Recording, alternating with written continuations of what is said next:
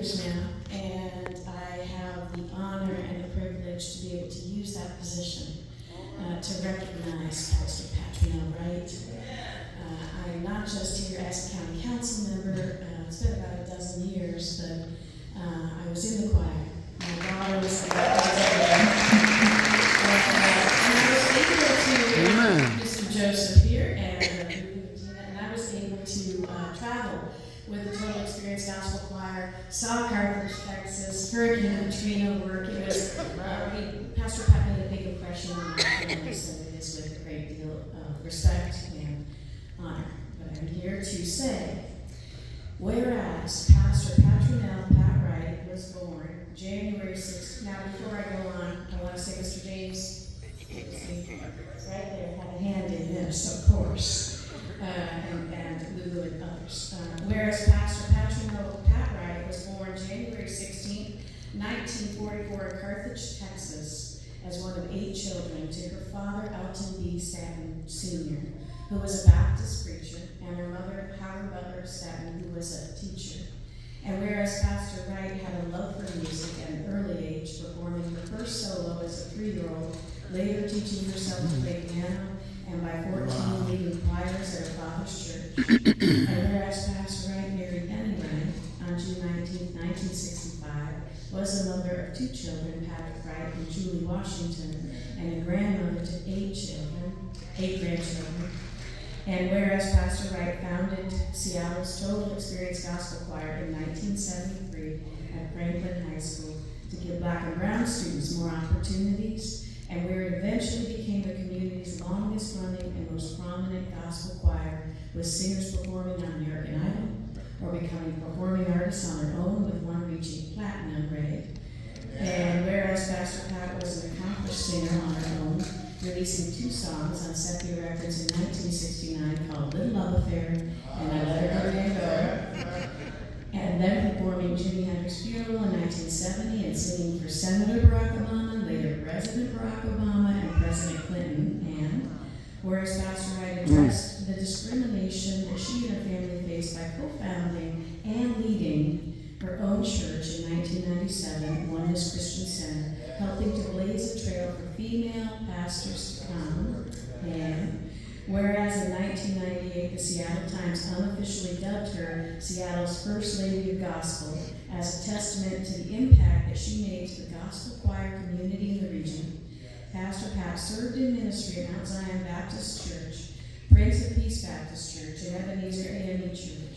And she also sang in state houses and concert halls across the nation and around the world, including Nicaragua, Australia, Japan, Russia, Germany, and France. And we're almost done, but you know, this is the longest proclamation we've ever done.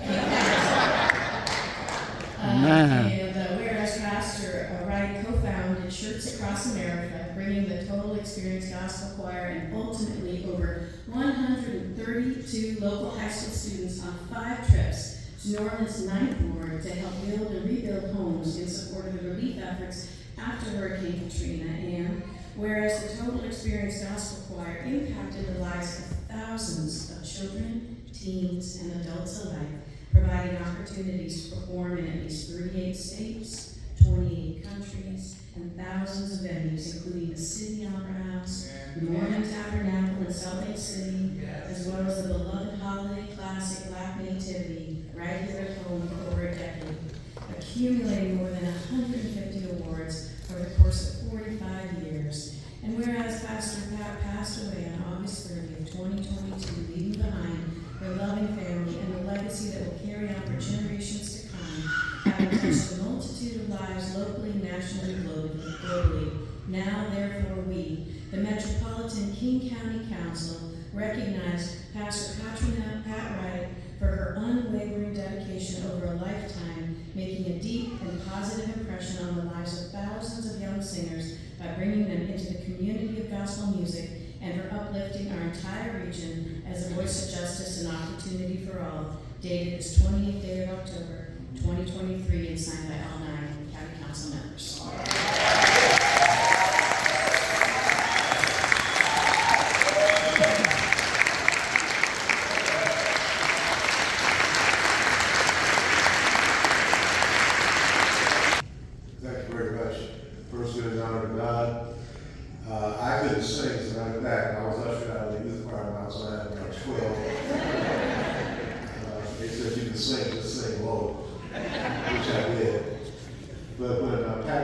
singing and organizing music, she was active in the community.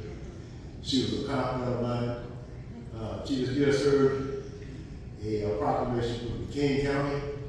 That's Martin Luther King Jr. County. Amen. I can recall maybe 30, 40 years ago, she worked for a big contractor doing I-90. She told us what time and when to close the job down. She was always active.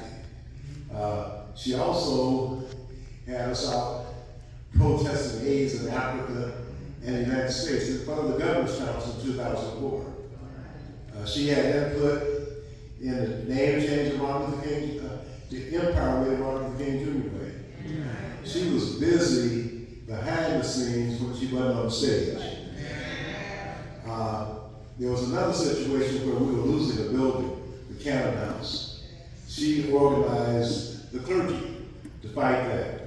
We didn't win that battle, but she said, what's going to be next? That building that Reverend McKinney built on 22nd and Jackson? That's all she had to say. In 2019, we got Representative Sharon Silvio Santos to pass House Bill 1918. Thank God for members of the clergy and others that came down. So that building on 22nd and Jackson, which was built because Reverend McKinney brought Seattle Opportunities Industrialization Center here to help uplift African Americans so they could go into middle class jobs, own houses in the CD during that time. And we got busy on that one. We didn't win the Cannon House, but now the Central District Community Preservation Development Authority is on 22nd and Jackson. It is known as the McKinney Center for Community and Economic Development.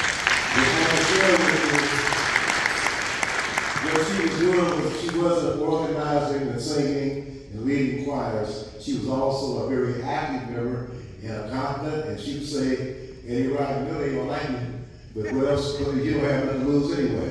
So I kept moving forward with her prayers of grace and her participation. Thank you very much. This is a very worthwhile tribute. And I want to say that last Thursday, I was able, with the assistance of James Conner and the assistance of Sister Deborah Brooks, who was the producer of the program.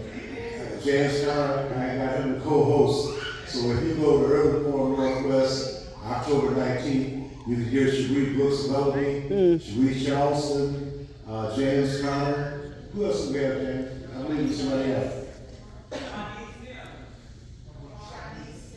All right, that's right. Okay, I'm glad you said that. But anyway, thank you very much. A very good tribute. She'll always be in my heart. She was my motivator, my confidant, and we did get some things accomplished. So thank you very much.